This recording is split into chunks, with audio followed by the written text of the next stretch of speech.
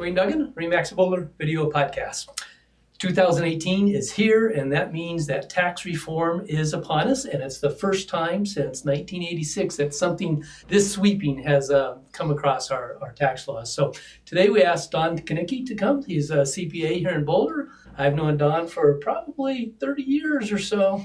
Been doing my taxes, so I trust him and turn to him for any tax questions. So we invited him today to tell us what 2018 tax reform means relative to real estate. Don, thanks for being here, buddy. Thanks, Duane. All right, let's get started. Well, first thing is you mentioned 2018 taxes, and I want to make sure people realize that. I have had already a number of clients asking me, what's this going to mean for 2017, the return we're doing right now? And the answer is absolutely nothing. Right. None of these changes really go into effect until January 1st, 18. So it's the return that you're going to be doing next year at this time. So let's make sure everyone's clear on that. But there are some major changes, and let's start with the homeowners. Okay. The homeowners, the two biggest changes are both to interest and to property taxes. On interest, the old law used to be that if you had up to $1 million of mortgage debt, you could deduct the interest on that $1 million. That has been phased back to $750,000. In fact, when it was discussed, they were saying to go down to $500,000. Right. They finally agreed on $750,000. What that means is that you're able to write off the interest on a loan up to that amount. Let's say you go out today and get $1 million loan, then you're going to be able to write off 75%, 750 divided by $1 million, of the interest that you have for the year. So interest expense has been shaved back a little. Especially in our market too, where there's average price is $1 million. That's right. That's right. In Boulder here, it is going to have quite an effect. And the other thing is that now if somebody says, well, I already have my loan and it's already $850,000, $900,000, loans that are already in place have been grandfathered in. Okay. So they're not going to lose the deduction. Okay, so that's on a regular home loan. Now, everyone's piggy bank, the home equity loan, which a lot of people use for all kinds of loans. And we certainly recommended that for people. Said, that's the greatest thing to do. If you have a loan, make it a home equity loan. Unfortunately, that's gone. Home equity loan, the interest is not deductible, period. Now, of course, there's always exceptions in tax law. The only exception is that if you use the proceeds to substantially improve or repair or build your house. So in other words, if you have a $50,000 home equity loan, $10,000 of which went for remodeling your kitchen, let's say, then you can deduct 10 divided by 50, 20% of the loan interest on the home equity. But for most people, home equity loans is not going to be a deduction anymore. Right, and home equity means pretty much like a second mortgage on a house you already own, as opposed to a home equity style loan used for acquisition, because then it's that is correct. Yeah, if it's acquisition where you need two loans to qualify or to stay out of the mortgage insurance premium, that's still okay.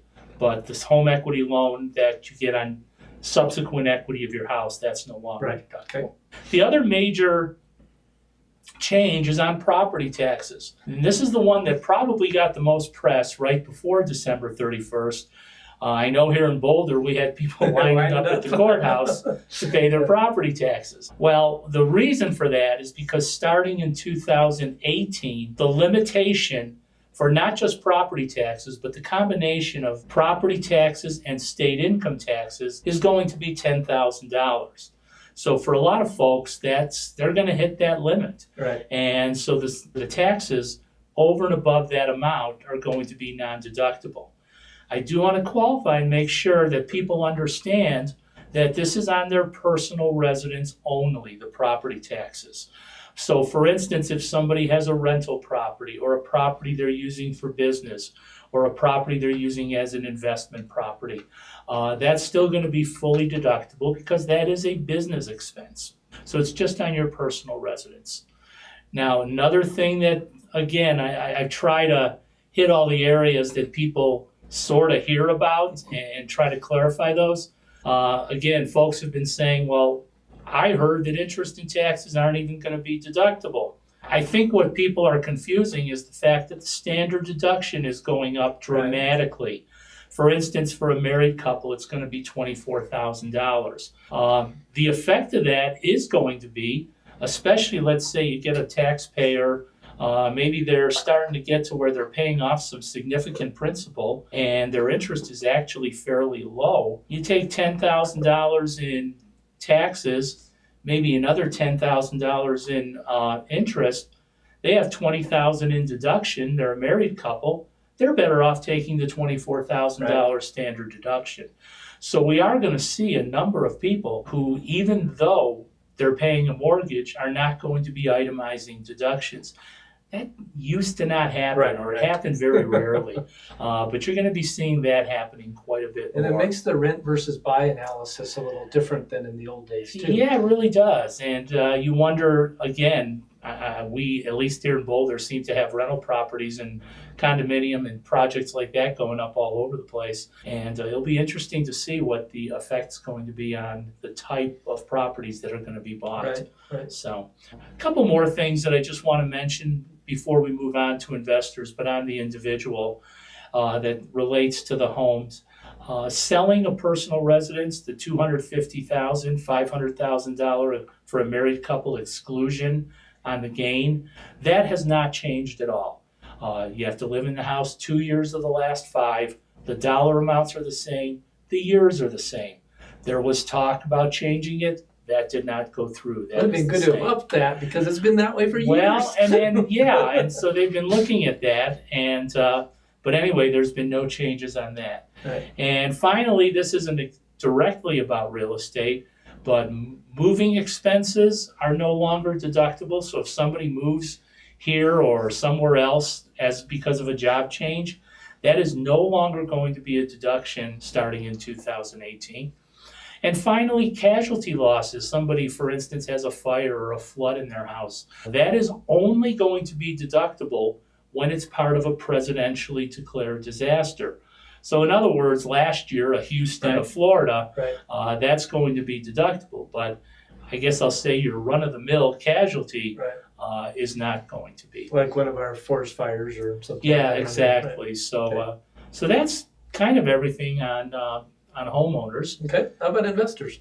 Investors actually didn't get hit with very much, which I guess is good news. Right. Capital gains is still going to be the same. You still have a favored rate for capital gains, and none of that's changed. The rates in general have gone down, but again, proportionately, there isn't any change. So capital gains will look the same for most people. 1031 exchange. 1031 exchanges is another area that people are probably going to hear things that aren't true. 1031 exchanges have been eliminated and are no longer available for things like cars, personal or machinery used in a business or something like that. But 1031 exchanges for real estate, there are no changes. You are still able to do that. That was very good news because that, again, is another area that people were saying, let's change things, let's make it harder. In fact, there were some folks saying, let's get rid of 1031s totally. So that one was kept in, fortunately. Depreciation, same lives, 27 years, 39 and a half years. That hasn't changed for quite a while. Right. And the last one for investors that I look at and kind of almost jokingly look at is the income requirements in order to write off passive losses from real estate. You know, it's only deductible if your income is less than $100,000, phases out totally at $150,000. That law and the dollar limits have not changed in 31 years since 1986. Ridiculous to me. And I look back sometimes and I don't know whether to be embarrassed or proud that I was doing taxes back in 1986. But I remember when I had clients in 1986 making $100,000, they were doing pretty darn good. Right. And now, of course, that's changed a little bit. That's changed. And, you know, $100,000 then is probably $300,000 now, if not more. Now, you were telling me 1986 tax reform was so sweeping that half the accountants quit because they just couldn't take it anymore. Is that going to happen here? I don't know. It's funny that, they noticed a big increase in the amount of accounting practice sales after 1986, because a lot of the older practitioners at that time basically said, I've had it, I don't want to learn a new tax law. I guess I'm in that boat now 30 years later.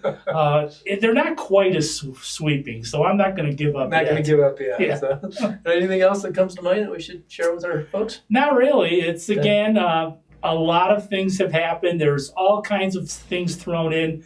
I think one of the things that's going to happen is there's a lot of moving parts to this this legislation. Kind of when Obamacare was passed, the joke was when somebody said, well, we've got to pass it so we can find out what's in it. They're saying the same thing about this tax law, is that we had to pass it to see what's in it because it was put together so quickly, and there's going to be glitches, there's going to be what are called technical corrections, and there's probably going to be all kinds of things that are going to have to be interpreted and possibly changed because maybe they didn't mean what they actually so first a tax software writer's dream as far as said. software development that has to happen. Yeah, we're still waiting for our tax software because they were waiting for the law to get changed. And we have a preliminary version of our software, and our company has said, don't you dare let people file this. There's a watermark on the return that says preliminary copy, and there's no way I can remove that watermark. So yeah, even the software companies are saying it's not final, and that's for 17. 18 is going to be even more sweeping.